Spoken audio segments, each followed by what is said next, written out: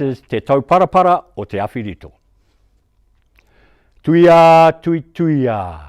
Tuia te hā, tuia te kupu, tuia te kōrero. Tau te māramatanga. Tīhei, mauri ora. Tuia, tui tuia. This is to thread and bind together. Tuia te hā, threading through the voice, and the breath that precedes the voice. Tuia te kupu, threading the word, whether spoken or written. Tuia te kōrero, threading the story, whether heard or read.